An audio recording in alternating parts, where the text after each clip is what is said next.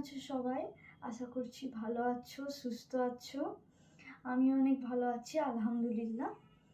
তো ভাবছিলাম একটু বাইরে যাই, তো ওকে বললাম, দেখি ও বললো হ্যাঁ চলো, তাই একটু ঘুরে আসছি। ভালো লাগছে না কিছু, তো একটু বাইরে যাচ্ছি।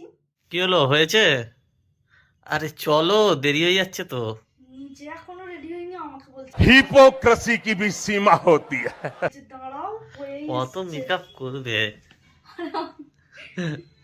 মেকআপ করিনি, তুমি নাও নাও, আমার হয়ে যাবে এক্ষুনি। কোথায় আরে যাবে নাও, আজকে? যেখানে নিয়ে যাবে।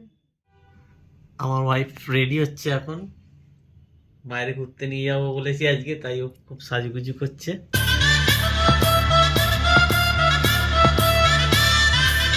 খুব খুশি। আচ্ছা নাও, তুমি যাও, রেডি হও, রেডি হও, সিরিয়াস বলছি, যাও। আমি তো 1 মিনিটে রেডি হয়ে যাবো। মনে হয়। দেখি একবার কেমন সাজিলে।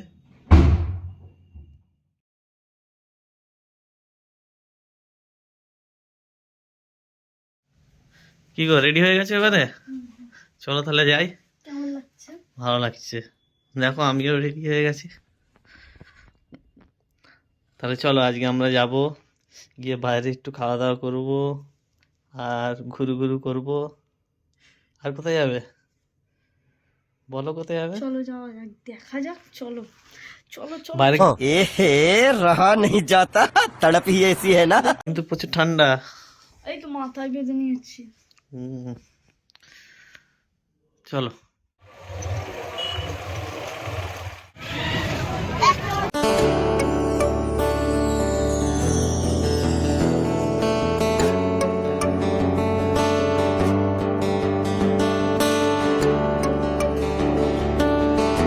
জানো তো, ব্যাকগ্রাউন্ড ভয়েসটা এত বেশি ছিল যে কিছুই শোনা যাচ্ছিল না, তাই আমি ভাবলাম একটা ভয়েস ওভার দিই।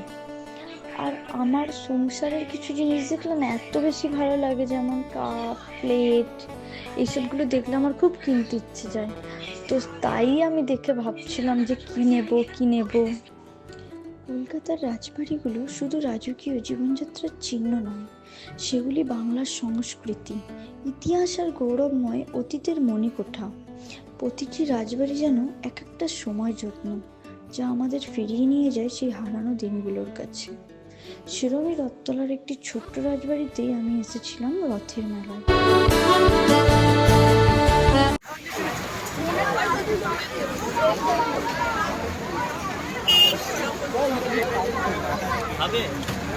হ্যাঁ নাও না।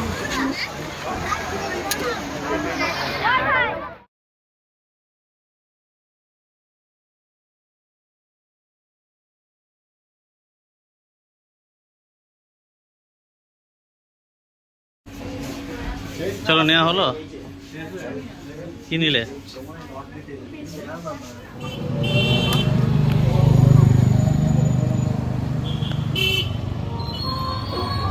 তো গাইস, এবার আমরা বাড়ির দিকে যাচ্ছি।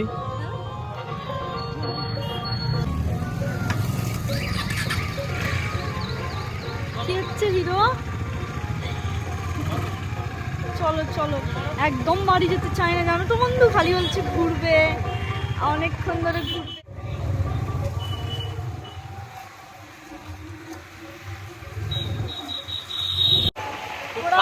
এবারে বাড়ি যাচ্ছি, ভালোই ঠান্ডা পড়েছে।